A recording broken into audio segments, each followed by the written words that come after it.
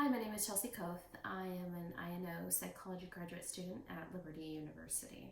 I'm here to talk about how INO psychology field evolved and some of the things that are key contributors to how it later developed. So there have and has been a short history behind INO psychology. The development of the field started approximately in 1879 and originated in the United States.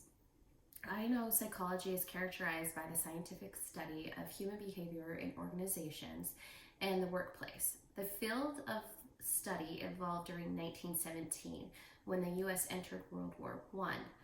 Robert Yerkes, a primalologist, was tasked by the U.S. government to sort out the mass reflux of military recruits and draftees.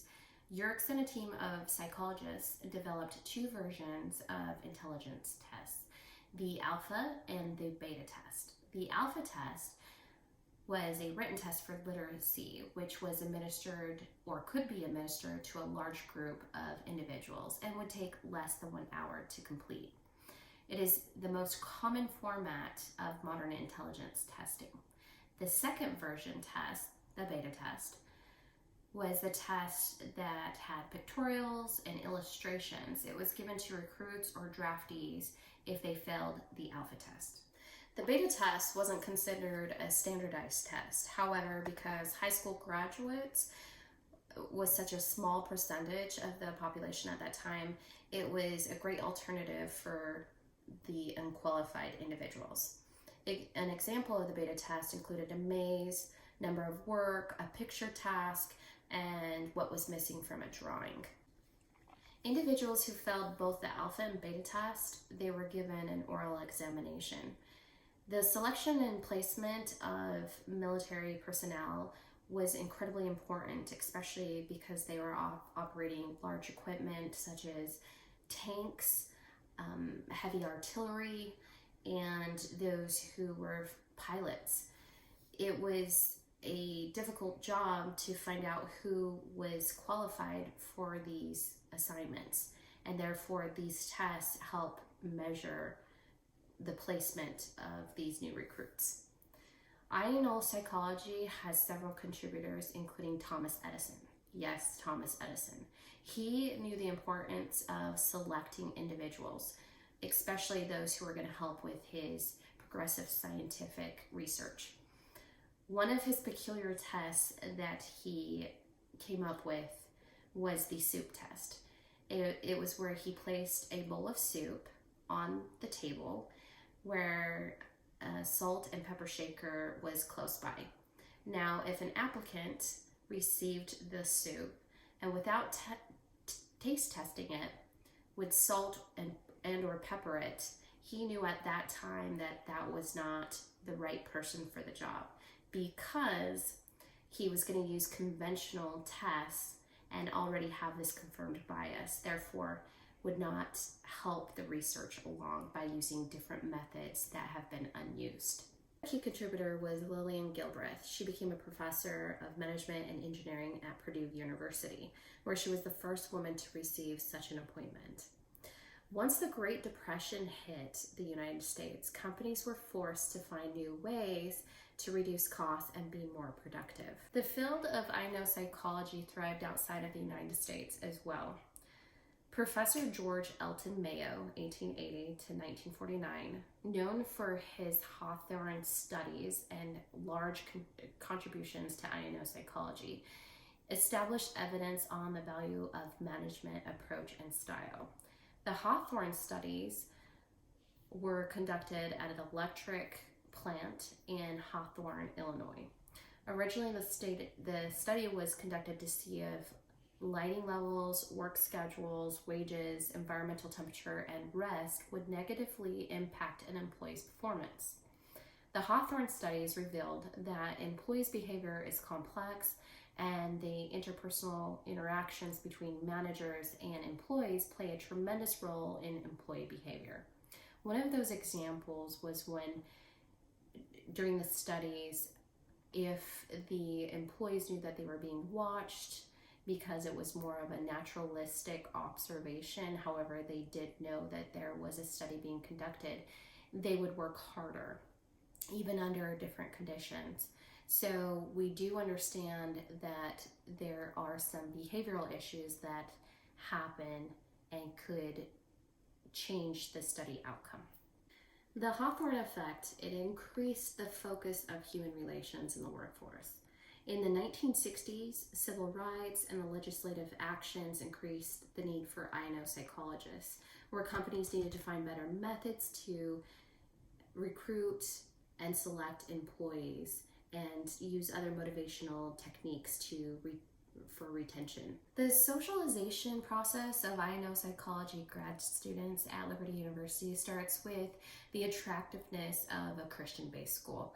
Liberty University attracts individuals who are interested in programs that have students and faculty with Christian values and a strong code of ethics.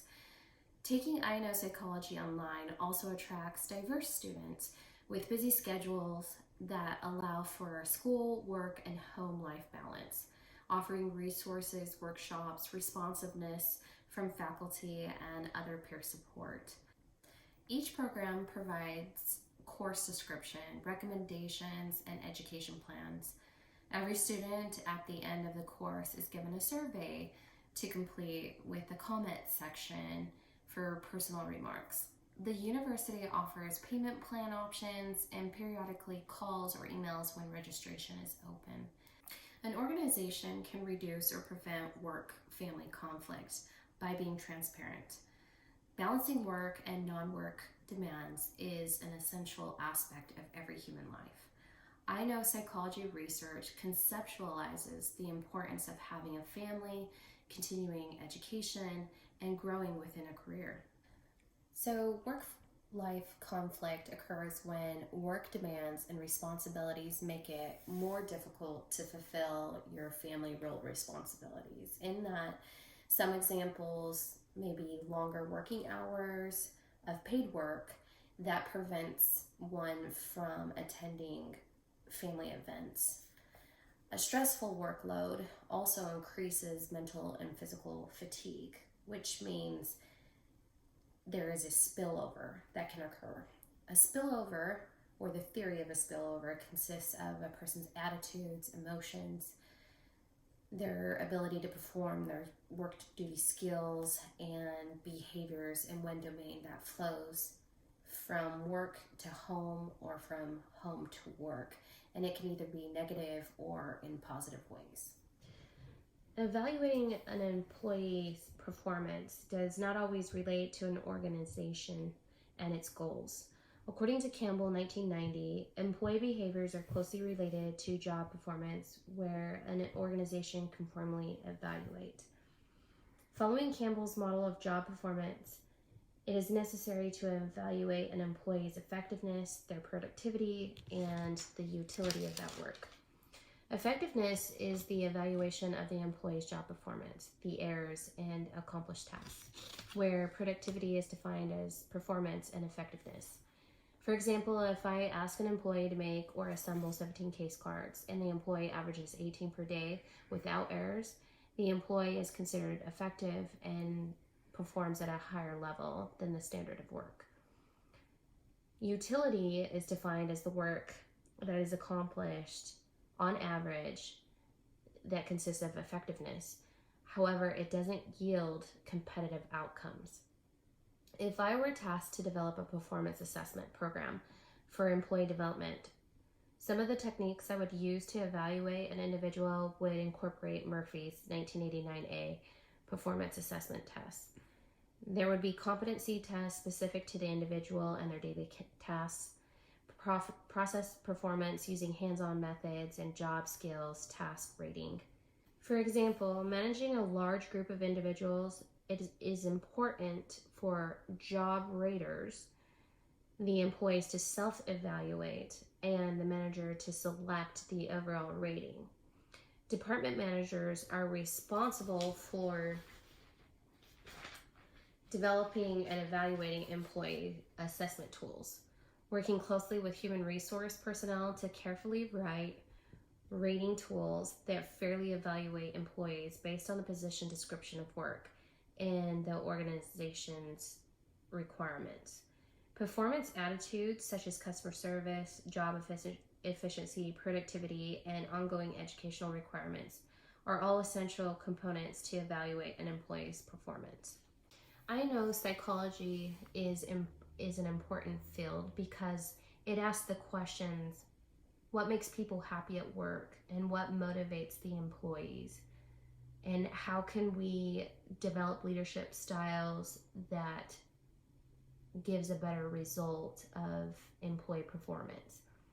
The scientist practitioner model is key to helping us develop those questions that need to be asked in the workforce and to better answer those questions. It's imperative that I&O psychology reinvents the wheel for large industrial units to expand and grow their business while helping the employee fit better within their organization. Thank you for listening and watching my channel. I wish you the best in your endeavors, and I hope this touched on some good points to help you in your future.